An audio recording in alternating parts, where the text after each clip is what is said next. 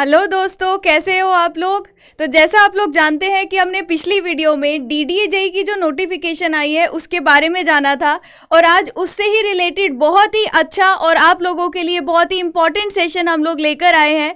जैसा कि आप लोग देख रहे हो डीडीए जेई रिक्रूटमेंट, और आज हम डिस्कस करने वाले हैं कंप्लीट सिलेबस के बारे में और इसी के साथ साथ सब्जेक्ट वाइज वेटेज भी हम देखेंगे और प्रीवियस ईयर जो आपका कट ऑफ था वो कितना रहा, जिससे कि आपको आज की वीडियो के बाद ये आइडिया लग जाएगा कि आपको किन सब्जेक्ट्स पर ज़्यादा फोकस करना है और कितना आपको अपने मार्क्स का टारगेट रखना है। तो अब आपको शुभम सर बताएंगे आगे कि कंप्लीट सिलेबस और सिविल इंजीनियरिंग के कौन कौन से सब्जेक्ट्स हैं जो इस एग्जाम में पूछे जाते हैं। Thank you ma'am. DDA JE के अंदर जो वेटेज रखने वाले सब्जेक्ट है, जैसे मान लो इसके अंदर अपने जो सब्जेक्ट हैं इससे स्टार्ट करते हैं। फर्स्ट वन आपके आता है बीएमसी आ जाता है, सेकंड वन आपका आ जाएगा सर्वेइंग आ जाएगा और थर्ड वन आपका आ जाएगा सॉइल मैकेनिक्स, फोर्थ वन आपका आ जाएगा इन्वायरमेंट। इन्वायरमेंट के अलावा बीएमसी के साथ कंफ्यूज नहीं होना है, क्योंकि बीएमसी वाले पार्ट के अंदर आपको ये ध्यान रखना है इसके अंदर कंस्ट्रक्शन वाला पार्ट मेंशन नहीं है। मतलब आपको कंस्ट्रक्शन टेक्नोलॉजी का पार्ट नहीं पढ़ के जाना है यहां पर, इससे रिलेटेड कोई क्वेश्चन नहीं आएगा। दूसरा सेकंड पॉइंट बीएमसी के लिए जो इंपॉर्टेंट पॉइंट की बात है, यहां पर कहीं भी कंक्रीट का पार्ट मेंशन नहीं है।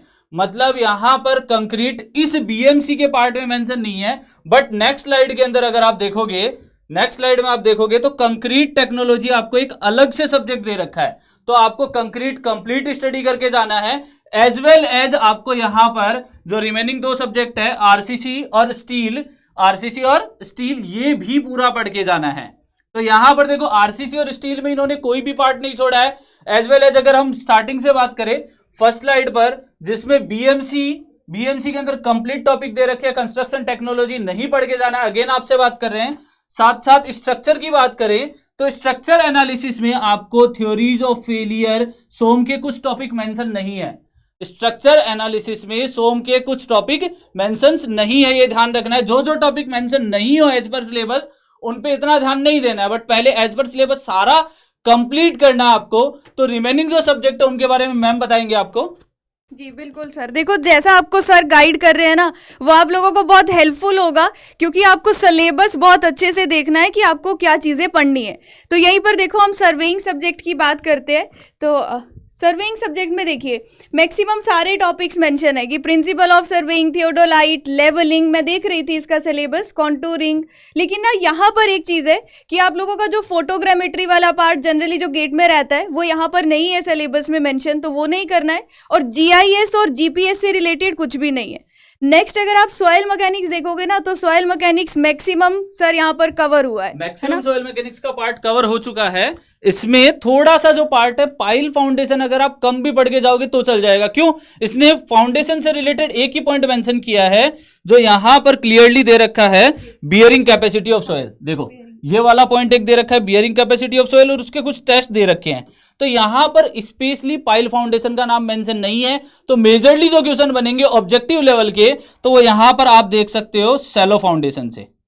आपका किससे बन सकता है? शैलो फाउंडेशन से बन सकता है। ठीक है, हाँ इसके आगे बात करते हैं। इसके बाद हाइड्रोलिक्स और इन्वायरमेंट, इसके बारे में मैम बताएंगे। देखिए हाइड्रोलिक्स में भी मुझे यहाँ पर देखने को मिल रहा है कि मैक्सिमम टॉपिक्स ही आपको यहाँ पर पढ़कर जाने हैं।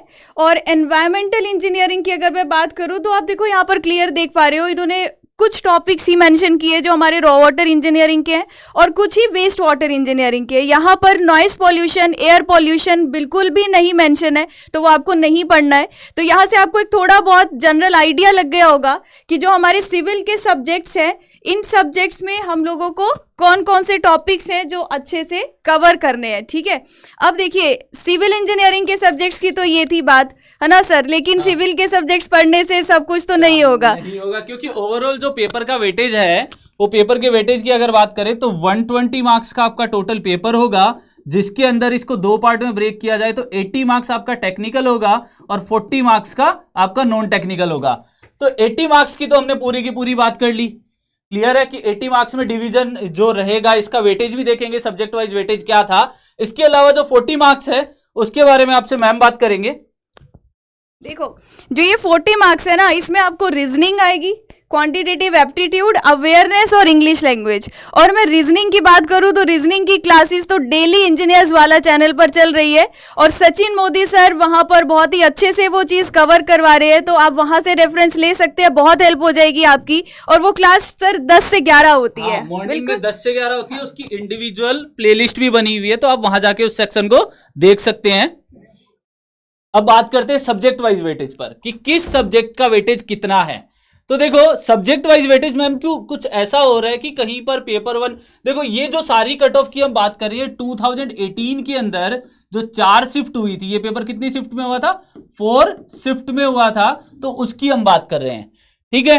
तो इसमें जो पेपर का वेटेज है क्यों मैम बार बार बदल रहा है, जैसे कभी फर्स्ट पेपर में कुछ आ गया, फोर्थ पेपर में कुछ अलग आ रहा है। हम इससे हम ना ये कंक्लूजन सर निकाल सकते हैं कि अगर ये एक ही सब्जेक्ट पढ़कर ज्यादा से जाए तो उससे तो एग्जाम नहीं निकलेगा, है ना। तो ऐसा नहीं है कि अब देख रहे हो आप कि पेपर 1 में बीएम और जो आपका कॉन्क्रीट टेक्नोलॉजी है वो 20 मार्क्स की आई है और पेपर 4 में वो 7 मार्क्स की हो गई। तो ऐसा नहीं कि हम यही पढ़कर जाते हैं ज्यादा और कोई सब्जेक्ट छोड़कर चले जाते हैं। पता चले कि आपको आप एग्जाम में बिल्डिंग मटीरियल पढ़ के गए, कंक्रीट टेक्नोलॉजी पढ़ के गए, बट आपका 4th शिफ्ट में नंबर आया और वहां पर जाके देखा तो आपको 7 मार्क्स का ही मिला। सिमिलरली अगर देखोगे सोयल मैकेनिक्स, आरसीसी, इनका सर्वे का वेटेज, एफएमओसीएफ, यहां पर देखोगे सबसे लिस्ट वेटेज जो है वो आपका हाईवे का है। सबसे लिस्ट वेटेज किसका है? हाईवे का। किसी किसी शिफ्ट में हाईवे के क्वेश्चन ही देखने को नहीं मिले हैं। इसके अलावा यहां पर जो आप अब तक पढ़ते हो एस्टिमेशन जैसा सब्जेक्ट वो यहां पर मेंशन नहीं है। इसके अलावा भी सिविल के काफी सारे सब्जेक्ट इन्होंने छोड़ दिए हैं, काफी सारे सब्जेक्ट यहां पर छोड़ दिए गए हैं। तो आपको टू द पॉइंट सिलेबस के अकॉर्डिंग स्टडी करनी है। तो आप देखोगे ना तो यहां पर इसके बारे में कुछ और भी मैम को बात करनी है, तो मैम बताएंगे आपको। देखो यहाँ एनवायरमेंटल इंजीनियरिंग भी अगर हम देखें तो शिफ्ट 1 जो पेपर 1 हुआ था ना उसमें 7 मार्क्स का आया, लेकिन 4th शिफ्ट में वो 10 मार्क्स का आया। तो सर ये कितना ज्यादा चेंज हो रहा है, तो इसका मतलब हाँ ये चेंज हो रहा है। तो आपको ऐसा नहीं करना है कि एक सब्जेक्ट पढ़ लिया और दूसरा आप बिल्कुल कम करके जा रहे हो कि कम आता है, ऐसा नहीं होता है। तो अभी हम ना कट ऑफ पर भी बात करेंगे कि पिछले साल कितना कट ऑफ रहा, जिससे हमें आप लोगों को आइडिया लग जाएगा कि हाँ इतना कट ऑफ है, हमें कितना टारगेट रखकर चलना है। तो थोड़ा सा उसके बारे में डिस्कस करते हैं सर। यस मैम, इससे पहले मैं थोड़ा सा एक और मेंशन करूंगा। देखिए सोम का जो वेटेज है, सोम और टॉस, तो देखोगे सोम और टॉस एक ही पार्ट में दे रखा है, थ्योरी ऑफ स्ट्रक्चर नाम से, स्ट्रक्चर एनालिसिस नाम से सब्जेक्ट है। बट सोम का जो वेटेज है फर्स्ट शिफ्ट में 5 का, सेकंड में 10 का, थर्ड में 6 का, 5 का, मतलब 5 मार्क्स का क्वेश्चन ऑन एंड एवरेज रहा है। जबकि टॉस में 1 या 2 मार्क्स के क्वेश्चन रहे हैं। टॉस का सिर्फ एक ही टॉपिक इंक्लूडेड है इसके अंदर, जो प्रीवियस सिलेबस में दे रखा था आपको, सिर्फ और सिर्फ इंडिटर्मिनेसी, उसके अलावा कुछ नहीं दे रखा है टॉस के अंदर। तो आपको उससे ज्यादा ध्यान नहीं देना है, बहुत ज्यादा डिटेल में नहीं पढ़ के जाना है टॉस को कि कहीं आप टॉस को ही टाइम दे रहे हो, क्योंकि वहां पर स्ट्रक्चर एनालिसिस लिखा हुआ है इसलिए। इसके आगे चलते हैं मैम, कट ऑफ वाले कट ऑफ क्या रही थी प्रीवियस ईयर, कितने कैंडिडेट थे। तो देखिए इसके अंदर जो टोटल कैंडिडेट थे वो थे 2018 में जो कैंडिडेट थे, सिविल के कैंडिडेट थे 240 सीट्स निकाली थी यहां पर, और मैकेनिकल एंड इलेक्ट्रिकल की इनकी जो सीट्स थी वो 59 सीट्स थी, ठीक है। तो 240 सीट के अगेंस्ट डॉक्यूमेंट वेरिफिकेशन के लिए टोटल नंबर ऑफ कैंडिडेट कितने बुलाए थे? 312 कैंडिडेट्स इनवाइट किए थे, ठीक है। सिमिलरली यहां पर इलेक्ट्रिकल एंड मैकेनिकल में भी कितने कैंडिडेट इनवाइट किए थे? 82 कैंडिडेट्स के लिए इनविटेशन था कि यहां पर ये जो सेलेक्ट हो गए थे कैंडिडेट उनका डॉक्यूमेंट वेरिफिकेशन होना था। तो इसके बाद कट ऑफ पर मैम बात करेंगे आपसे। देखो अगर हम लोग कट ऑफ की बात करें ना यहाँ पर, तो अनरिजर्व्ड कैटेगरी में जो आपका सिविल इंजीनियरिंग की ब्रांच थी तो कट ऑफ रही 87.621।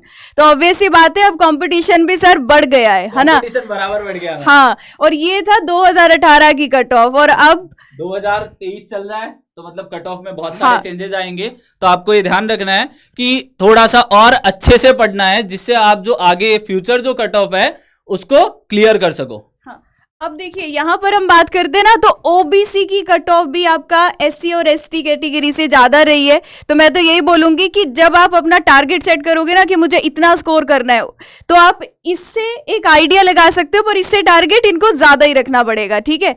और यहीं पर हम लोग देखें तो एससी की 74.989 और एसटी 79.616। वहीं आप देखेंगे आपका इलेक्ट्रिकल और मैकेनिकल में अनरिजर्व्ड कैटेगरी की कट ऑफ रही है 75.671। तो अपना टारगेट ज्यादा रखकर चलना है, ठीक है, कंपटीशन ऑलरेडी बढ़ चुका है। तो सर अब मुझे लगता है कि इन लोगों को बहुत चीजें पता चल गई है कि कौन से सब्जेक्ट्स आएंगे, किन सब्जेक्ट्स में से कौन से सब्जेक्ट्स बिल्कुल भी नहीं पढ़ने हैं, क्योंकि वो सिलेबस में ही मेंशन नहीं है। मेंशन नहीं है, वो बिल्कुल भी नहीं पढ़ने हैं। और जो सिलेबस प्रॉपर, देखो किसी भी एग्जाम को निकालने के लिए आपको सिर्फ एक चीज का ध्यान देना है, सबसे पहले उसका सिलेबस आपके पास होना चाहिए। उस सिलेबस को डिटेल्ड स्टडी करो, जिससे आपको यह पता लग जाएगा आपको किन टॉपिक्स को नहीं पढ़ना है, ठीक है। तो आपको ये पता चल जाएगा, तो आपका जो 50% पार्ट है वही खत्म हो जाएगा। क्यों? क्योंकि उसमें से काफी सारे पॉइंट कट हो जाते हैं, ठीक है। रिमेनिंग जो बात रही डीडीए जेई के बारे में, हमने आपको कंप्लीट इंफॉर्मेशन दे दी है कि कुछ जो लास्ट वीडियो थे उस पर कमेंट थे कि स्ट्रेटेजी बताइए कि उसके अंदर कैसे हमें करना चाहिए, किन सब्जेक्ट पे ध्यान देना चाहिए। तो मैम क्यों, ये एक अच्छे से हो गया है सारा part.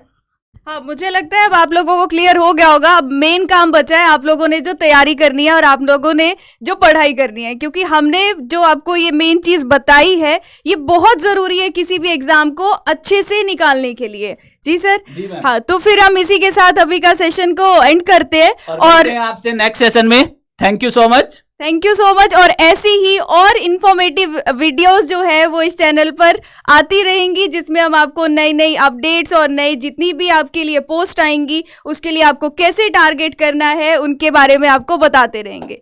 Thank you everyone. Thank you.